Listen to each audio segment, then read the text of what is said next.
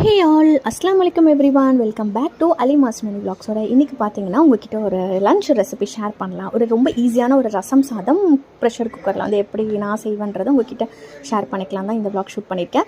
So ரொம்ப மழை பெஞ்சு நம்மளுக்கு இந்த புயல்லாம் வந்துச்சு இல்லையா, ஸோ அந்த டைமில் தான் இந்த லன்ச் வந்து ரசம் சாதம் செஞ்சு 65 பண்ணிக்கலாம் அப்படின்னு சொன்னோம். ஸோ நல்ல ஒரு காம்போவாக இருக்கும், அதுக்கு தான் ப்ரிப்பேர் பண்ணிகிட்ருக்கேன். ஃபஸ்ட்டு சீரகம், மிளகு, இந்த மாதிரி பூண்டு பல்லை வந்து தோலோடு போட்டு ஒரு மிக்ஸியில் வந்து நல்லா கோஸாக கிரைண்ட் பண்ணி எடுத்துப்பேன்.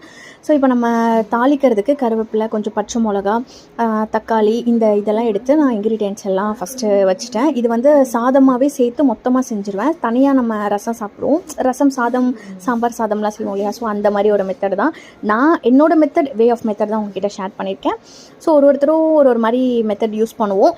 ஸோ நீங்கள் வந்து இந்த ரெயின்லாம் வந்தால் என்ன காம்போ வந்து உங்களுக்கு பிடிக்கும், நீங்கள் என்னெல்லாம் காம்போவாக சாப்பிடுவீங்க அப்படின்னு சொல்லி கண்டிப்பாக ஷேர் பண்ணுங்கள்.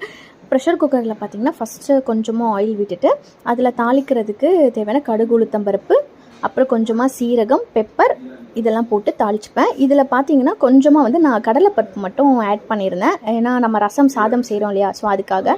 அதில் கருவேப்பிலை தாளிக்கிறதோட கருவேப்பிலை, பூண்டு கொஞ்சம் 2-3 பல் பூண்டு போட்டேன். ஏற்கனவே நம்ம அதில் அரைச்சி வச்சுருந்தோம் இல்லையா, ஸோ அதோட பச்சை மிளகாவே போட்டு ஆயிலில் நல்லா சாட்டே பண்ணிக்கோங்க. பெருங்காயம் லைட்டாக ஆட் பண்ணிவிட்டு, இது ஹோம்மேடு பெருங்காயம், ஸோ அதனால் கொஞ்சமாக ஆட் பண்ணிவிட்டு மஞ்சத்தூள் ஆட் பண்ணிவிட்டு இந்த சாட்டே பண்ணிக்கோங்க. 2 to 3 minutes சாட்டே பண்ணிவிட்டு நம்ம கிரைண்ட் பண்ணி வச்சுருக்கிற இந்த மிளகு, சீரகம், பூண்டு, இந்த கோஸாக கிரைண்ட் பண்ணி வச்சுருக்கிற இதை வந்து நம்ம இதில் சேர்த்து எண்ணெயோடு சேர்த்து நல்லா வாசனை வர வரைக்கும் நல்லா நம்ம சாட்டே பண்ணிக்கலாம்.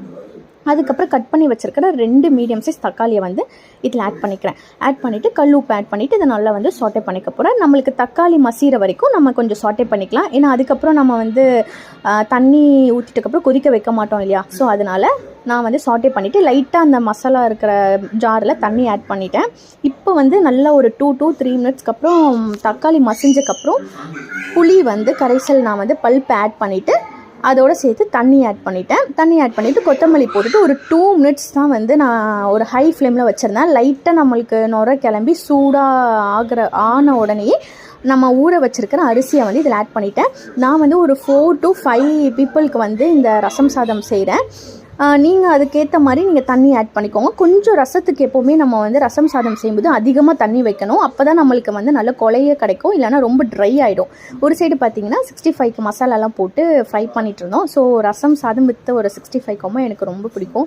ஸோ மழை டைமில் கிளைமேட்டுக்கு ரொம்ப சூப்பராக இருந்துச்சு. பார்த்திங்கன்னா நல்ல கொலைய வந்து ரசம் சாதம் ரெடி ஆச்சு. இந்த மாதிரி கொலையே இருக்கணும். இதில் கொஞ்சம் நெய் கூட ஆட் பண்ணிக்கலாம். நான் வந்து நெய் ஆட் பண்ணல, சில பேர் நெய் ஆட் பண்ணிங்கன்னா வாசனையாக இருக்கும். ஸோ இந்த ரெசிபி பிடிச்சிருந்தா ட்ரை பண்ணிவிட்டு எப்படி இருக்குன்னு கமெண்ட் செக்ஷனில் சொல்லுங்கள்.